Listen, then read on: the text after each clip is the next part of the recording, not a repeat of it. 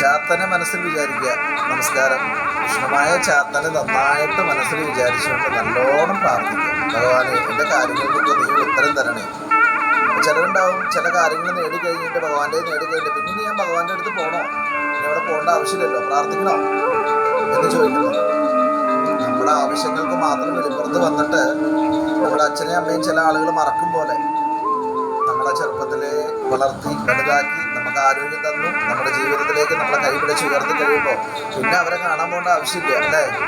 അവരെ കാണുന്നത് പോലെ തന്നെ നമ്മുടെ ഭഗവാനെയും കാണും. ഭഗവാൻ എന്തുപകാരം നിങ്ങൾക്ക് ചെയ്യുമ്പോഴും പിന്നീട് എൻ്റെ അടുത്ത് വന്ന് ഓരോ കാര്യങ്ങൾ പറയുന്ന മക്കളാണല്ലോ എന്നാണ് ഭഗവാൻ വിചാരിക്കുന്നത്. അപ്പോൾ പ്രാർത്ഥന ഭഗവാൻ ഇഷ്ടമാണ്.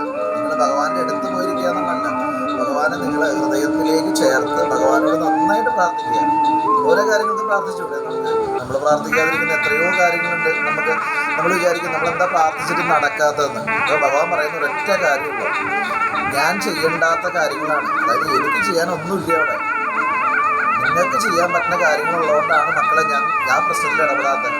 നമുക്ക് ചെയ്യാൻ പറ്റുന്ന ചില കാര്യങ്ങളുണ്ട്. ഭഗവാൻ അപ്പുറത്ത് കിടക്കുന്ന കല്ല് എൻ്റെ കയ്യിലെത്തണം. അപ്പോൾ ഭഗവാൻ ചോദിക്കുന്നത് അത്രയേ ഉള്ളൂ, ആ കല്ല് നിനക്ക് പോയി എടുക്കാൻ പാടില്ലേ? അല്ലെങ്കിൽ അപ്പുറത്തുകാരൻ എന്നോട് പ്രശ്നം ഉണ്ടാക്കണം, നിനക്ക് പോയി തീർക്കാനുള്ളൂ. അതിന് ഇനി എന്നെ വിട്ട് തല്ലിക്കേണ്ട ആവശ്യമുണ്ടോ? നിക്കക്കള്ളി ഇല്ലാതെ വരുമ്പോൾ ഭഗവാൻ വിളിക്കും. അതായത് ഒരു ജോലി, എനിക്ക് വീട്ടിലിരുന്ന ജോലി കിട്ടില്ല. ജോലിക്ക് നമ്മൾ അന്വേഷിക്കണം, എവിടെയാണ് ജോലി എന്ന് അന്വേഷിക്കണം. എല്ലാം നമ്മുടെ കൈകളിലേക്ക് എത്താൻ ഭഗവാൻ ഏൽപ്പിച്ച് വരുമ്പോൾ നമ്മളതിന് മുന്നോട്ട് ഇറങ്ങിയാൽ മാത്രം മതി. കൃഷ്ണമായി കുടിച്ചാൽ നിങ്ങൾ എല്ലാവരും അനുഭവിക്കും.